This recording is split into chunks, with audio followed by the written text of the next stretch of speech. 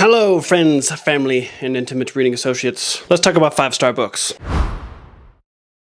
I've been reminiscing here lately about some of my favorite books, some of the best books that I think I've ever read, and that got me thinking, how many books have I actually rated 5 stars? Compiling a list of every book that I've ever given 5 stars to, I realized that I have rated books 5 stars in 2 different ways. One is what I would call a passionate 5-star book, something that I loved and I enjoyed thoroughly, and it excited me, and it kind of checked all of my boxes, and personally for me, it was a 5-star. And then on the other hand, I've rated books an objective 5 stars. Those are the books that, regardless of what I think and feel, and regardless of what other people think and feel, these books are absolutely 5 stars. In today's video, I'm gonna be talking about these books in big, boomy, do what you do best. All right, let's look at this list, shall we? This is every book that I've rated 5 stars, like in my entire life. 4, 7, 8, 11, 12, 13, 14. 16, 17, 18, 19, 20, 21, 22, 23, 24, 25, 26, 27, 28. There's only 42 books out of the, like, 300 or 400. I don't know at this point. Only 42 books have I ever ranked 5 stars. Let's see if this holds up still. Passionate 5 stars, starting with John Gwynn's The Faithful and the Fallen. I rated every single one of these books 5 stars. Discovering a series like John Gwynn's The Faithful and the Fallen, I was swept away into this amazing, beautiful world. I was blown away by the world building and the dialogue. The things that make these books really nostalgic for me is the characters. I am a character first reader. I do not care about anything before characters. I want good characters, I want believable characters, and I want the characters to drive the story, not the narrator. And that's what I got with Faithful and the Fallen. Thinking about it now, they're all definitely passionate 5 stars. I think if you're a fantasy fan of any kind, these books are for you. Next, the First Law trilogy by Joe Abercrombie. I read this trilogy pretty quickly after I read The Faithful and the Fallen, and yeah, as a fantasy fan and as a fan of grimdark in particular, 5 stars. Man, this kind of like defined the genre for me in a way. The First Law by Joe Abercrombie was awesome. I went into this series blind as a bat and walked away. I was emotionally damaged. The thing that sets these books apart for me is the voice. He's a master at the tone of voice. It's crazy. The character doesn't even need to be named. You still know what point of view you're reading. Each character has their own distinct voice. That alone is what made it 5 stars for me. Every single book in the first trilogy, at least. It was so impressive. It was hard for me to really find something to scratch that itch for a very long time. Oh my gosh. Oh gosh, this is embarrassing. Next, I have King of Thorns by Mark Lawrence. Give me some grace. If you've read it and enjoyed it, you're probably like, sure. If you read it and hated it, like most people, you're going, no. Oh, no. Excuse me, I was a fresh reader. I was just dipping my toes into fantasy, and I thought, ooh, grimdark, yeah. Was the series enjoyable? Absolutely. Was the second book, King of Thorns, a 5 star? Certainly not. I put a question mark next to it. King of Thorns? Are you sure about that one? The only thing that I'm certain is that it's not a 5 star. Next, wow, what is with all these series? I have the Red Rising Saga by Pierce Brown. I don't really think I need to say much about Red Rising. Just, he impressed me on every single level. Every single book that he's written that I've read so far is a 5-star book. They're all exquisite. As a whole, that's one of the most compelling stories I've ever read. I mean, Pierce Brown has it all. I try to really be unbiased and objective when I go into reading books, and just because I liked, the first book, and then I liked the second book, and then I liked the third book, I didn't go into any of these books thinking that they would all be 5 stars, but they just ended up being that because they're just that good. Red Rising will definitely go down in history as one of the greatest sci-fi series of all time. If I haven't convinced you to read freaking Red Rising, please. Next, oh my gosh, The Gunslinger by Stephen King. This was the first novel I ever read by the master of horror. The Gunslinger was a trip. At times it didn't make sense. At other times it made perfect sense. I loved how fast that novel was. It's not even 300 pages long. You could literally read it in a day if you had the mind to. I was immediately enchanted with the character of Roland Deschain, who is the main protagonist. Roland is such a striking character. I think he's his most prolific protagonist. He's the best character Stephen King has probably ever written. I just loved everything about that first Dark Tower novel. And then of course on top of that, Stephen King's marvelous writing skills. It's ethereal and it's trippy and it makes no sense. I didn't know what to expect. Is it a 5-star? On its own, I don't think so. It's very good and it's super enjoyable. I know not everybody has a good time with it, especially if it's their first book. The next book was The Drawing of the Three, also by Stephen King. This is the second book in the Dark Tower series. The Drawing of the Three, it takes such a left-hand turn from The Gunslinger that they don't feel sometimes connected, but they truly are. I had never read fantasy like that before. It takes magical realism to another level. I was shocked at how Stephen King, over the course of that one novel, builds the cast that would remain with you for the rest of the series. Like how he did it was so masterfully done. And now I know that's where a lot of, if you make it through The Gunslinger, The Drawing of the Three, for most people, that is where they fall off. They're like, no, I don't like this at all. Trust me, if you give it a chance and if you get to the Wastelands, you won't regret your time with The Drawing of the Three. Now, is it a 5-star book? Again, I don't think so. It's a good book in its own right, and it's very entertaining, and me, as just a Stephen King freak, of course I want to rate it very highly, but I don't think it's a 5-star. No. Of course, the next is Wastelands,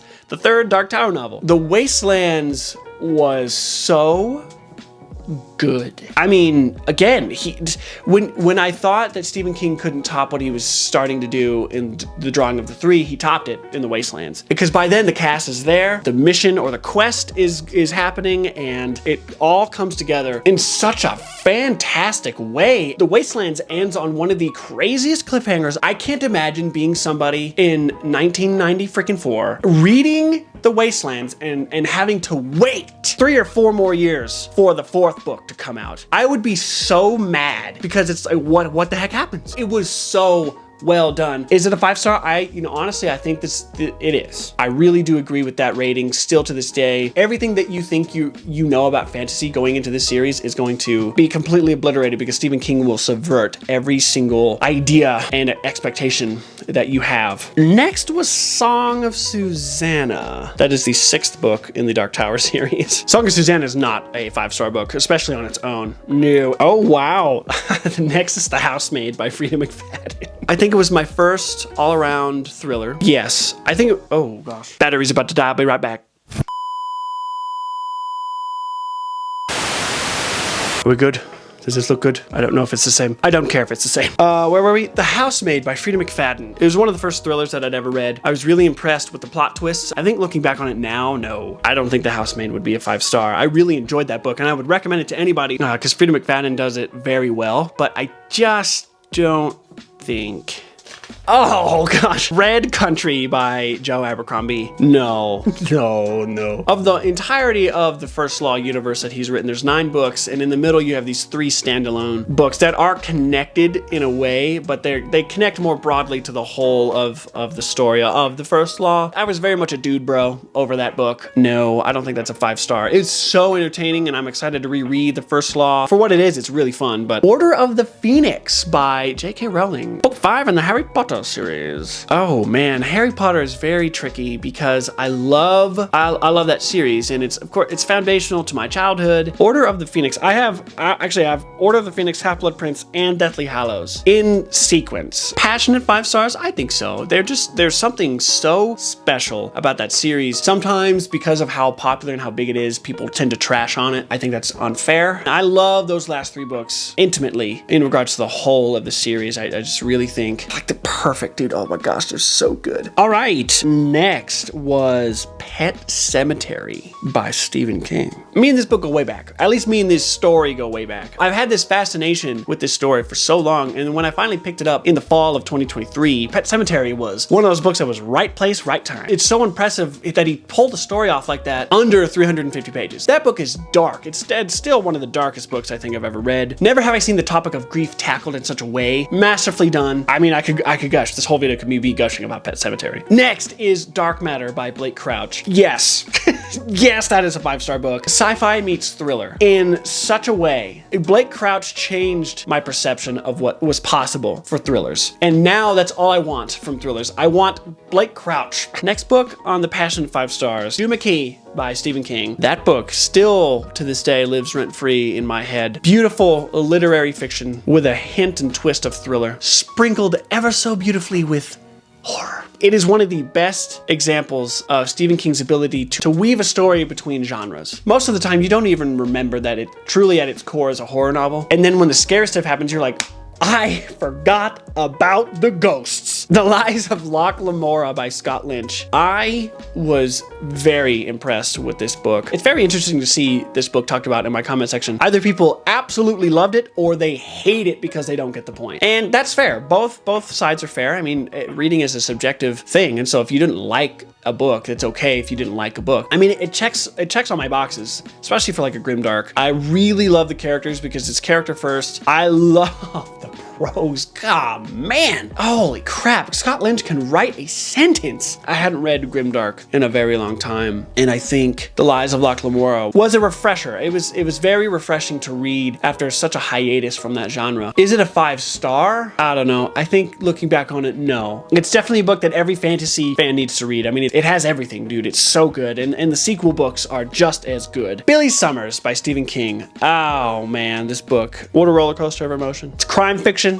It's literary fiction. Oh my gosh, but Stephen King always packs a punch. You're going to feel a range of emotions, and you're not going to know how to feel except broken. By the time you finish the last page, definite 5-star book. I've still been trying to read crime fiction because of that book, and just nothing really cures that itch, you know what I'm saying? South of Broad by Pat Conroy. If I had to rank all these, South of Broad would be pretty freaking near the top. Pat Conroy has a way with his words. He's my favorite prose I think I've ever read in any book. Anytime I pick up one of his books, I just sit in amazement that anyone could be that lyrical and poetic and still have room to make such amazing and unforgettable characters. It was one of those books that after it was done, I thought that was perfect from beginning to end. It didn't need anything else. It didn't need anything taken away. It was absolutely perfect. My taste scream Pat Conroy, and he knocked it out of the park with South of Broad. The last book on the passionate list is Salem's Lot by Stephen King. Everything I could have wanted out of the King of Horror. Definitely one of his scariest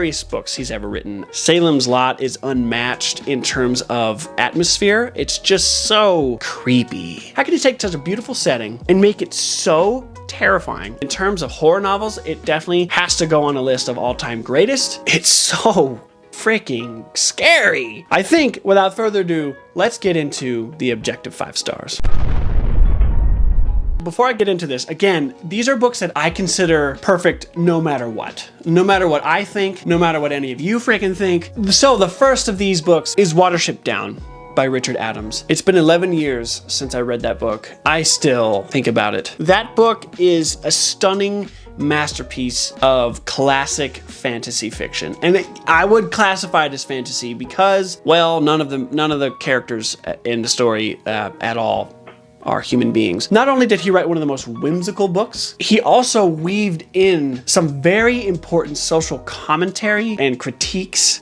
I just want everybody to read it. Next, I know some people would have some trouble with this, thinking in terms of influence and foundations to genres and how it kind of changed the way things are done. For those and many other reasons, I think Dune belongs on the objective 5-star list because Frank Herbert broke every single rule. Frank Herbert's not necessarily doing anything new in terms of breaking the rules. But when it comes to a story between good and evil, he blurred the lines. At the same time, he's giving you the thoughts of every single character in the room. Like, it is a multiple POV story. Not every chapter is set up as a POV of one character. Frank Herbert hides absolutely nothing from the reader. Yet, when the thing finally happens, you're still like, what the fetch? But he told me that was gonna happen and I didn't believe him. The social commentary that he weaves throughout that story is so compelling. And the fact that it was written in 1965 is striking because it feels like it was written 2 days ago. It's a classic in its own right, and it's foundational to the genre of science fiction, but it feels so modern, which now thinking about it, maybe it feels that way because everybody since him has copied what he's doing. It's definitely a 5-star, no matter what. The next objective 5-star book is The Lord of the Rings by J.R.R. Tolkien. That story is the reason modern fantasy exists. Even if you don't like adult fantasy and you're more into romantasy or young adult fantasy or even cozy fantasy, none of it exists without the influence of Tolkien. The years of his life that he poured into it. I mean, the story, it is one of the best stories ever written, man. The quest that those characters have to go on and the hell that they endure along the way and the outcome.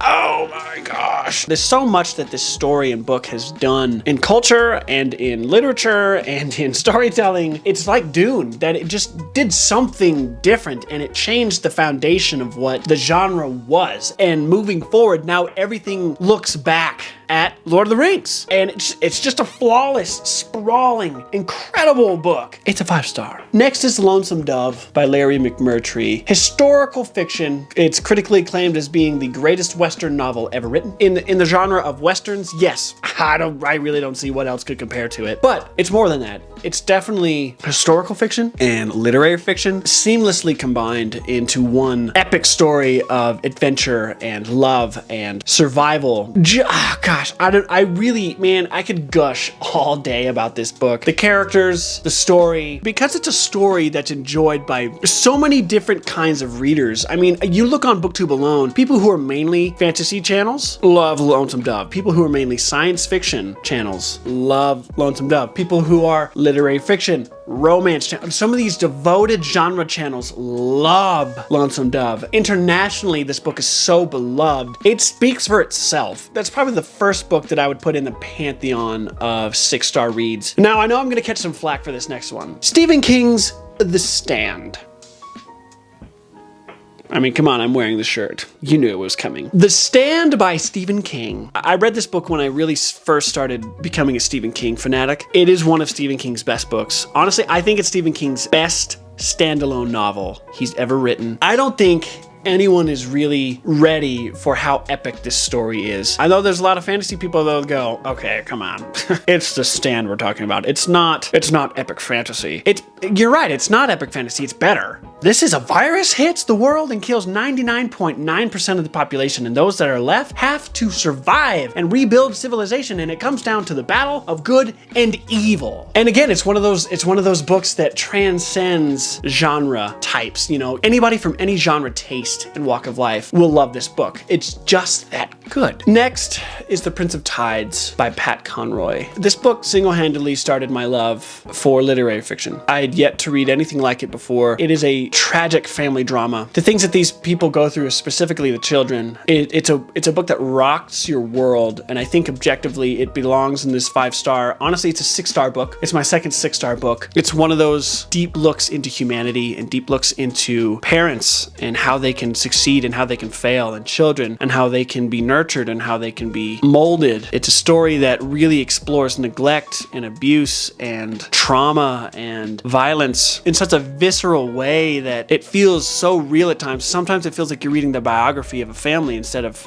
fiction. Sometimes it's so jarring and so painful. That book is just so far beyond ratings and limits. I'd recommend it to anybody. Again, with many trigger warnings. I promise anyone who wants to read this book will walk away changed. Next is a book I've already talked about. Not only does this belong in the passion category, but it definitely belongs in the objective category, and that's Dark Matter by Blake Crouch. Everything that I said before about this book still stands. I just think it's brilliant, and it goes hand in hand with the next book as well, which is Recursion by Blake Crouch. These books, they just are so different, far beyond just a mystery or a thriller or science fiction. It's delving into topics that you just wouldn't think could be written about in this way. I mean, with Dark Matter, you're literally talking about the multiverse. What is possible? What can human beings achieve? With Recursion, it's about memory and can we revive memory? Can we bring memory back to those who have lost it? And if treated in this way, how would it affect space and time, and how would it affect the fabric of the universe? And it explores such heavy topics that go much farther beyond the page. And of course, he's doing it in a thriller setting, so it's fast-paced and it's jarring, and you're relentlessly following along with these characters in the most madhouse fun you've ever had. Next is Gone with the Wind by Margaret Mitchell. I've had a handful of people on this channel ever since I mentioned that I loved Gone with the Wind. A lot of people have been very upset about it. You know what?